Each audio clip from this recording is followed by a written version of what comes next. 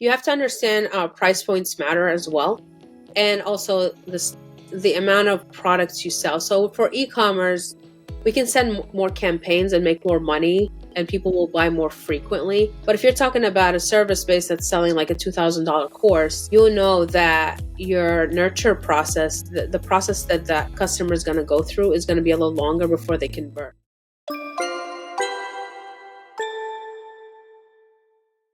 Welcome to the Ecommerce Marketing Podcast, the highly rated digital marketing podcast that provides weekly digital marketing tips and strategies from some of the world's top digital marketers and e-commerce entrepreneurs that will help you take your digital marketing to the next level. Sit back and enjoy this power-packed episode hosted by Arlen Robinson, who is an e-commerce entrepreneur and digital marketing expert with over 20 years of experience. Hey, Ecommerce Marketing Podcast listener. Are you looking to increase traffic and sales to your website? You can do this by launching your own affiliate program. Just visit getosi.com and sign up for a free trial today. That's getosi.com. Now get ready to hear from your e-commerce marketing expert of the week as they drill down to give you details on marketing strategies that can help grow your business. Welcome back to the E-commerce Marketing Podcast, everyone. My name is Arlen, and I'm your host. Today, we have a very special guest, Isra Aari, who is an e-commerce email marketing and deliverability expert, specializing in helping bootstrapped D2C businesses scale profitably through growth and retention strategies. She's the founder of the Win Box, where she uses her expertise to drive significant revenue increases and builds strong customer relationships. Outside of work, Isra is a mother of 4 who enjoys reading, the beach, and her newfound hobby of picking and gardening. Welcome to the podcast, Isra. Thank you. Thanks for having me. Excited to be here. Yes, no problem. And thank you for joining us. So today, of course, we're going to be, diving deep into all things with, how to master email deliverability and retention in 2025, which is our current year. Yeah. And, there's quite a few challenges with regards to that because things are always changing with regards to emails, to rules, to these ISPs, and you got to stay on it. But before we dive deep into that, I'm just curious, what really led you into specializing in email marketing and deliverability, and really what inspired you to start Winbox? Yeah, I used to own my own e-commerce store. Okay. And I started scaling it back in 2017, 18, right when Facebook started like basically crashing and things changing, which is where I kind of shifted to focusing on email marketing to help drive more revenue for my store. And I just discovered, I actually came in through there, and then I met my mentor who was a deliverability expert who worked with a lot of affiliate marketers. So I got introduced to deliverability, and then I realized that e-commerce was lacking in email marketing. Not many were using it back then. And then on top of that, and we still have this problem, is deliverability is still such a new issue with e-commerce. And the reason is because I say e-commerce is the easiest niche or space where email marketing can drive revenue for you because you are acquiring customers because they're buying from you. However, deliverability still applies, and deliverability is becoming more complex as we go into 2025 now. So I'm self-taught. I took my store and I kind of just started experimenting on it and testing strategies and deliverability strategies and technicalities, and then also marketing. And I kind of just started posting and talking about it online, and people start coming to me asking me to run their programs. And I sold my store and went into this full time in late 2019. Okay, that's awesome. Well, that's some good stuff. And I've had many people on that have been self-taught as you are as well, and you really got into the space. It sounds like just from the necessity of you trying to optimize things for your own business and then figuring out, how you're going to make this work. Yeah, email is always interesting. Anytime I have someone on and we're talking about email marketing, because I've been in business a long time, as I mentioned, for over 25 years, and I've kind of seen the ups and downs, the the Can Spam Act of the that was prevalent, several years back. Now it seems like a lot of those types of restrictions have kind of gone out the window. If you ask me, I don't know if there's a lot of regulations on cold emails as they were. I mean, there are, but I don't think they are as strict. The powers that be are strictly enforcing those. So, it's interesting. And I don't. You can maybe answer this as well. I've always heard this whole chatter about the future of email, and is it going to be a viable means of communication? This really came up, especially when SMS was really starting to take shape. um I don't know, where do you think things slid off a little bit with regards to be the focus of email marketing, or has it always been a viable strategy that companies and brands have always been using? I mean, if you look at the history of email, it's been around for what now? Almost 50 years. The first email was Yeah. sent in 70. And we, Yeah. every year somebody comes up with something, whatever, paid media, email's dead, go paid media, and then SMS, and then whatever, WhatsApp. They come and go, but email is steady. It's always there. And Okay. I believe that it's not going anywhere. It's actually getting more businesses are learning that email is probably like um their best option when it comes to creating a sustainable business going into the future. But we need to understand how to use email marketing correctly. I think for a Yes. long time, especially in the e-commerce, we have been looking at email marketing as a revenue channel. Hmm. And we only view it like that because we're like, okay, well, customers are buying, they're getting on our list, they'll probably buy again, which, when you come to the data and realize your retention, the average retention of a customer is around 24%, Hmm. 75 to 76 don't come back. You need to start understanding that you need to use email marketing the way it was intended to, which is a communication channel that drives revenue. And I think that's what we're moving to. Email's not going anywhere. Nothing is replacing it. A lot of people said SMS. SMS is Yeah. easy.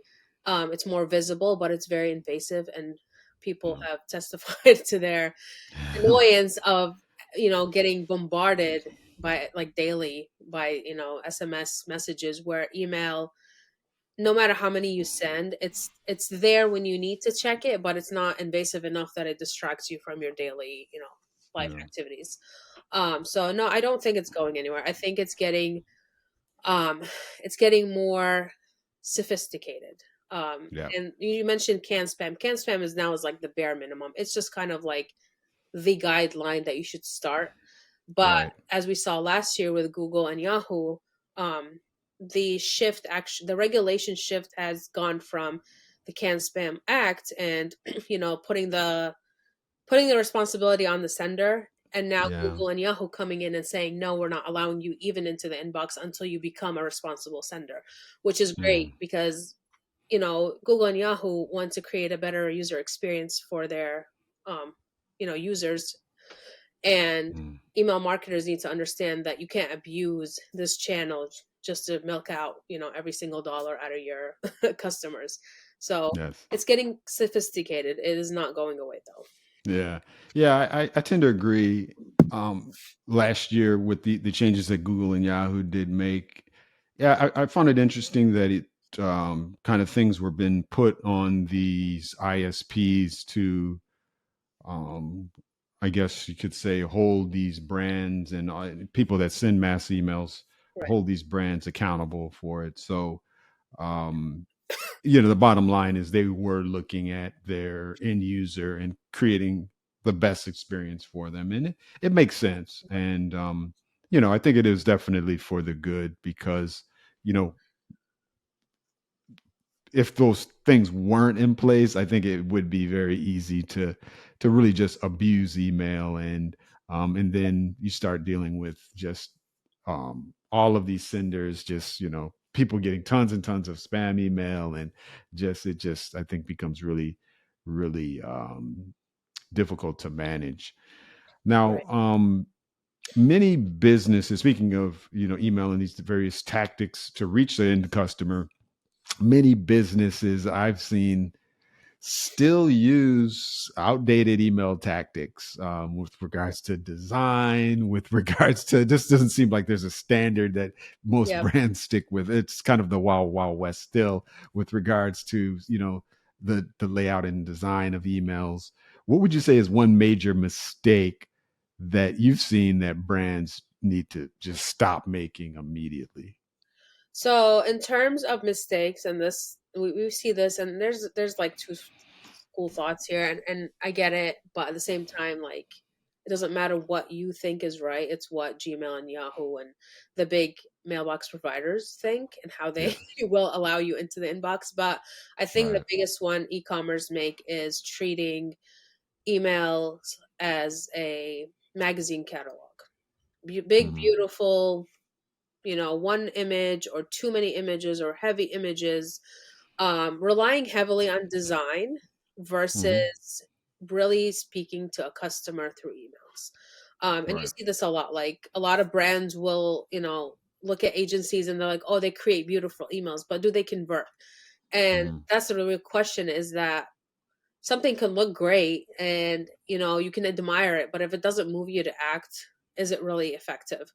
Um, Hmm. and then that's just one little part of this all image thing. We are yet to scratch, and this is something I'm actually diving into more. We have yet to scratch like accessibility with email. Yes. Everybody says even if we put big images, we are doing alt text, yada yada yada. It still doesn't matter. It's email is not intended to be a catalog. It's not your landing page. Like that's the purpose of your products and landing pages. Your purpose is to drive um, your customers from the email to Hmm. take an action outside of that email. It is Yeah. a medium. It is not there to convert. And I'm like, I don't know if we're going to a future where we can actually just make a purchase through email. That might be Hmm. something coming. Who knows? Sure. But for now, we need to understand that email needs to be balanced and it needs to be inclusive. I'm not against images in emails. I just think that they need to be added in as a additional bonus into like, Hmm. completing the image, the whatever the stage that you're setting in that email, the content, but it should not Right. be like your main part. Um I focus on about when it comes to design, I will do like 30 to 70. So Okay. more copy, more understanding your audience, more talking to them through like their actual, through your insights and understand their pains and what drives them to buy from you. Hmm. Even setting up tone and everything versus just having these images. And what I've seen, people start out with like creating great images and copy, but then it gets lost and it just moves to imagery and like creating these bland, broad emails. And I always say the big businesses that people model after are the biggest offenders, but Right. they have they can get away with it because they have the budget Exactly. and the people. If you're Right. a small business like bootstrapped and you're trying to climb up that ladder, you Hmm. need to speak to your audience and you need to start with words and Yes. focusing on copywriting. So I think that's one of the biggest mistake I see with email marketers taking on bootstrapped and DTC businesses at the beginning, is that they Hmm. try to make them look like they're these big brands, Yeah. and over time you will see that it's not sustainable for them and they Hmm. can't even scale because they're not really using that channel effectively. Um, Yeah. so Yeah. I can definitely see that. And I understand where brands are coming from. And that used to be kind of my school of thought when I'm looking at marketing. It would be look at the big guys. What are they doing? What are they doing with their marketing? How are their emails structured? But yeah, it sounds like from what you're saying with email, you can't necessarily just copy what some of these bigger guys are doing. It's you got to look at your entire audience and then figure out, all right, what's the best way to communicate with them. And I think you're right. Those bigger players, these huge brands, um, you know, these major brands, the Best Buys of the world, these major companies that are sending out these emails, the Targets, those things like that, they can afford to make mistakes, and they don't necessarily need to have every single thing, even though, of course, they spend a lot of money on Yeah. these campaigns. They don't necessarily have to have everything perfect. So yeah, I definitely understand what you're saying with regards to you can't clone it. Like, I'm wondering though, when you're talking about copy versus imagery, Yeah. is there a rule of thumb when it comes to having too much copy, and how much copy is too much? Hey, before we jump into the next question, I want to take a quick second to talk about something that's been a game changer for so many business owners, including myself. That's public speaking. If you're running an e-commerce brand, marketing agency, or any business, your ability to communicate clearly and confidently can really make all the difference. Whether you're pitching to investors, speaking at conferences, or even just creating content that connects with your audience. That's exactly why I created speaktoempower.com, a coaching program designed to help you master public speaking without fear.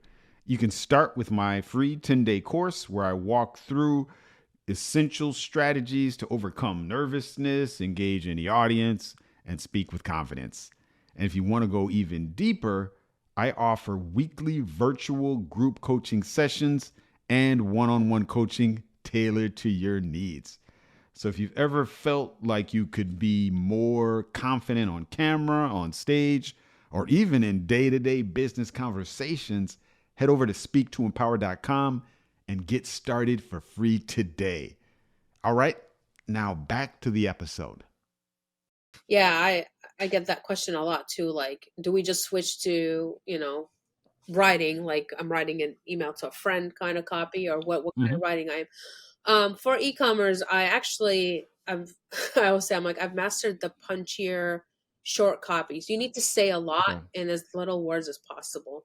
Okay. So I try not to, like, you probably find like between 5 to 8 sentences at most per email, depending, like, if we're actually like writing, like if we're focusing on a product or we're focusing on a testimonial, like it changes. But what drives the copy is your end goal. So what am I trying to achieve with this campaign for me? Am I trying to direct them? So let's take like a testimonial. Most people in the UGC, when they create a campaign for like a UGC or testimonials, they'll put big, beautiful pictures and they'll put the testimonials of the customers in there and kind of like have a CTA, like click here and buy this product because these people love it. Where we kind of break it up is that we call out the problem or the objection that the customer might be having. So like we will come in and say, okay, we're going to use these 3 testimonials here, but what objections are they addressing? So we will take the common theme and we will call it out, and then we will direct them to listen to the customers, and then at the end we'll have like a CTA, like some type of transformational copy at the end before the CTA. Like, you want to feel XYZ, or if you are, if you don't believe in XYZ, try it and become a believer, or something like that. So we kind of like guide the copies. The copy is shorter than like your typical service providers or affiliates or whatever it is. For e-commerce, but it has intent. It's not there just thrown into like, oh, look at this beautiful product. Look what everybody's saying. It's more of like, hey, we know you might be hesitant to buy this, but listen to these people. And then like, you have 0 risk. Just try it. Like you kind of move them with that copy, but I try to keep it short, sweet, and to the point. Okay. So 5 to 8 sentences, definitive call to action. And nothing much more than that. There are certain companies that I've seen, and it could be specific to the space, that are more. Would you say that if the company is, and I guess you could say this kind of comes under e-commerce. This would be, let's say, a service-based business that sells on a digital course, for instance, an online digital course, something that you pay upwards of maybe $2,000, $3,000 for. When you're talking about something like that, does it warrant more when you're trying to market to someone? Does it warrant more content? Have you seen that? Do you have any experience dealing in So spaces like that? yeah, absolutely. I've actually done a couple of clients like that. You have to understand price points matter as well. So, Okay. and also the amount of products you sell. So for e-commerce, we can send more campaigns and make more money, and people will Mhm. buy more frequently. But if you're talking about a service base that's selling like a $2,000 course, you know that your nurture process, the process that that customer is going to go through, is going to be a little longer before they convert. So we Mhm. actually switched to the automation side, where we address objections as we go down, and we basically like touch points. Um, you'll see more conversions on the automation side than on campaigns, because unless you're upselling other products with it, but um, it's just a longer process because it's a bigger investment. And when you do those, you have to, so like our welcome series goes from like 4 to 5 for e-commerce. For these Okay. service providers, it's between like 12 to 15 emails. um, I see. we Yeah. go down the funnel, we keep I at it, see. because if you think about it, the bigger, if it's a service base and you're needed for your, it's going to be a longer time frame, and some people might Mhm. just not be ready to buy True. or be invested at that time. That doesn't mean they're not ready later on. um, Right. but it requires a lot more copy, a lot more understanding that audience, and then Mhm. a longer nurture sequence, and touching base with that client over time. So Yeah, that makes sense. Um, these days, brands not only are going to have a varying kind of funnel life cycle, like you mentioned, with some of these service-based businesses and businesses that have a higher price point, but brands also have access to a lot more data, a lot more in customer data. We're kind of in the world of data. So it's a lot easier to personalize these yeah. messages and these campaigns. What would you say is the key to making personalization work in this, competitive email space now? Yeah, so if we go back to personalization, maybe 2 or 3 years ago, it was like put somebody's name in your subject line. That was Right. personalization, right? Now, Exactly. now it's something we all laugh about, right? But we all did it at one point, and I mean, Hmm. it's still effective if it's used correctly. Yep. Personalization, when it comes to personalization right now, it is about your data points. You need to understand how to personalize and tailor the experience for that customer.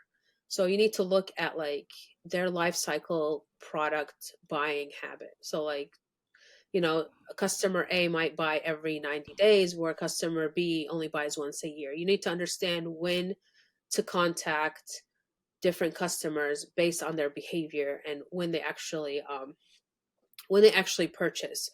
You also need to understand why they purchase so frequently or so rarely.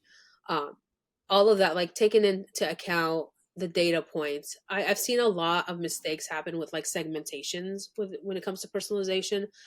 Um, People will create like lists with a lot of um, like an or condition. So like somebody who visited my website or opened an email, that's not personalization, in the fact that Hmm. just because somebody visits your website doesn't mean they are active users, or active email engagers. Um, so we when we create like these lists and tailor the experience, we want to know more of what this person is doing. So like Hmm. they engage with our email every 30, or like maybe every week, twice a week. So they open 2 emails a week with us, but they also visited this product page 3 times this last week. Um, Hmm. this helps me understand like there's something going on. They're opening the email, they're clicking, they're going to this page, but they're exiting without, adding to cart or purchasing. How do I tailor my messaging to that customer versus somebody who just keeps opening my emails and doesn't take any action? Right. So that's kind of where personalization is going. It's understanding your data and like how to make your campaigns and your content more tailored to the experience of the user versus just like let me just put their name in here or date of birth or whatever it is. But Mm-hmm. that's one way. One personalization that I've found really effective is getting and this happens a lot with like drink places like Starbucks and Dunkin'. They do Mm-hmm. really well with like a locality. Okay. They will like look up the weather of that area during that time and like send you All an email, right. be like, this week is going to be hot here, drink on us or something. Like those are really effective Yeah. because Okay. it plays into like the weather and like the condition of that user. That's also a tailored experience. So it's Yes. not to say not to use those touch data points as well, but again, you have to understand how to use that data to drive the action for the sale. Mm-hmm. Yeah. Yeah, it's interesting. I've seen those campaigns before. You know, you'll see those drink campaigns. We're thinking about like the Dunkin' Donuts, and when we're going from winter to spring, Yeah, you know, they start pushing more of their cold coffees, their iced coffees. Starbucks is the same way, where they kind of menu lineup changes, and they're saying, you know, it's starting to absolutely. heat up outside. You know, come in and cool off. That type of topical things. Yeah, it makes sense. I can definitely see how those things tied to Nemo campaign can you know be effective because it's timely. You're tying in your products that would be suitable for that specific Right. season. You know, when I was as we get ready to wrap things up, when I was reviewing the info that you submitted for the podcast, you had mentioned that brands have to look at scaling beyond the 30% email revenue benchmark. What would you say is one particular one strategy that a brand can use and start today to help them get there? So one strategy is we have to look at the way I when we approach businesses, and I know we come in as a retention, agency that partners up with these brands and helps them, but it always actually it always baffles me just the fact that a lot of their programs, like their paid media, their social media, their CRO, everything is very fragmented and not unified, which doesn't drive growth. It kind of drive growth. Like paid media is doing great, email takes a break. Mhm. Email's doing great, paid media can still figure things out. Social media, Yeah, that's it. are we really driving, like, is the awareness really there? Like there's no measurement there, but when you put them together, it drives a synergistic growth and it's a holistic approach to your business. But on that note, I want to say that the biggest place that people can businesses can actually drive a lot more growth is really focusing on first time customer profitability. um, Okay. I think it's a very missed opportunity. This is something I used in my business when it was actually cracking. I realized that everybody puts out this messaging of break even or acquire somebody at loss, email will recoup that revenue for you. But again, like Mhm. it's simply not true, because again, at 24% retention, 76% of those other customers are only buying once and leaving. Yeah. And you need to figure out how to be profitable first so that you can actually scale more comfortably and profitably, and not just use email as a cash cow, but like more of a communication retention, um, in a way that actually drives behavior in the customer to stay longer with your business. Mhm. So one of the biggest strategies I work with clients with is actually getting to a first time customer profit. We look at their overall profile of like, how much are you really making with these customers? Is your Mhm. AUV there? How can we add more, or how can we get them to buy more? Even if we increase by 10%, Yeah. um, it makes a significant difference. But it also puts you ahead to be able to spend more to drive more growth into your business, which also Mhm. drive growth into your retention. Yeah. So first time customer profitability is, I think, one of the biggest games in Mhm. 2025. There's no more like breaking even and you know at a loss, because it just puts you in this cash flow madness that you can't get out of. Mhm. Yeah. Yeah, and So most people end up resorting to discount. I call it discount hell, uh, right. through emails just to get Yeah. more sales so that they can just meet their bills at the end of the month, which Yeah. it's Yeah. I steadily see that exactly where it's just They have no clear strategy. They're just going to send out these blanket discount emails, just Yeah, hoping that it's going to reach someone. But yeah, I think you're right. The focusing on that first time customer and figuring out how else you can meet their needs. How can you tailor a campaign to really just increase their that overall customer lifetime value, and getting them through maybe some various funnels that you have for other products that you right. are selling that could be either complementary to what they purchased or just something totally new that they'd be interested in, maybe based on some data points that you have about that customer. So yeah, there's a variety of ways of going about doing it. Yeah. I mean, for retention, if we're talking about retention, just growing that, I think there needs to be a set strategy into how to retain people longer. Hmm. One good strategy for that one is to really create milestones for that customer. If you look at welcome series, they're kind of bland when somebody Right. comes in and you're like, "Hey, look at my brand. Hey, look at my product. Hey, look at what everybody's doing with my product." Hmm. Right. But we've kind of shifted like the messaging for our clients where we kind of we create it where it's all about the customer. So like the next email, there's something for you to look forward to, or the Hmm. next purchase you get something more.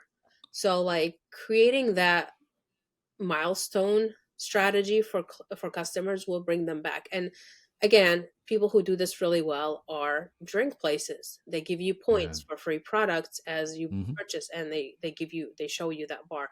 So like one strategy we are developing is that milestone to retain more people for Okay. longer, through like if you spend 150 you get this, but if you're at a 500 you get this. Like we just build Yeah. on giving them more free products. And I say this all Sure. the time, e-commerce stores don't give enough free stuff to Hmm. retain Yeah. customers. Yeah. So like that's a really big strategy in 25 as well, is creating the milestone to get people motivated to move Hmm. towards those goals.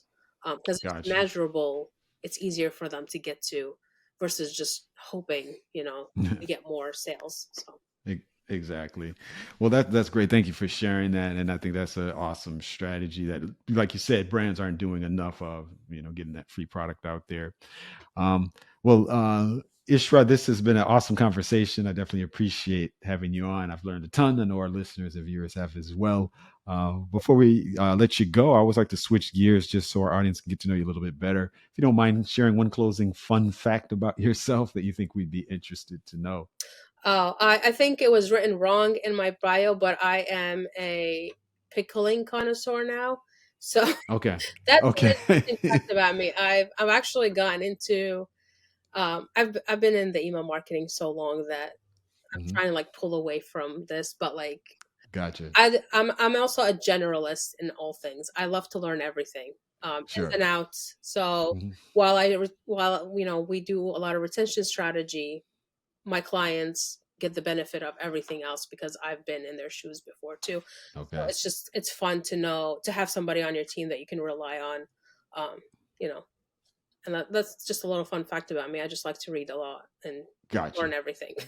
Gotcha. I'm the same way. I like to learn about it, like everything, just some obscure facts. I'm that guy. I Yeah, love trivia. I love to learn about just random things that you everything. exactly. I am the same way. I appreciate that. Thank you for sharing. So, And lastly, before we do let you go, if you don't mind letting our listeners and viewers know the best way for them to reach you if they'd like to reach out to you and pick your brain any more about email retention and deliverability. yeah, absolutely. So you can connect with me on LinkedIn. I'm most active there. I post Okay. almost daily. Um, a lot of fun and sassy takes there. So come join me and comment. Okay. And you can either DM me on LinkedIn or on our website, thewinbox.com. We have a book a call, discovery call there as well. It's also Okay. on the LinkedIn profile. So just if you want to, we have a discovery calls, which is complimentary. So if you just want to, find out if your program is, great or need an audit, just hit me up. So Okay. That's awesome. We appreciate that. We'll definitely have the links to your site and your LinkedIn profile in our show notes and on the website so people can reach out to you there. awesome. Well, Isra, it's been a pleasure talking to you. I really appreciate having you on the e-commerce marketing podcast. Thank you for having me. Thank you. Thank you for listening to the E-Commerce Marketing Podcast. If you've enjoyed this episode, be sure to rate, review, subscribe, and share it with everyone you know. Are you looking to take your digital marketing to the next level but are tired of weeding through countless YouTube videos with unproven and untrusted marketing strategies? Well, we have the answer for you. The More Sales Every Month online digital marketing course. In this information-packed course, you will learn effective keyword research, link building, content marketing, and much more to attract and convert your site visitors into paying customers. Just go to moresaleseverymonth.com and sign up today for a low one-time fee. In addition to this power-packed course, if you would like to get access to a growing repository of digital marketing articles, PDFs, and ebooks, check out getosi.com/resources and opt in to get full access to our library of priceless marketing information to help you take your digital marketing to the next level.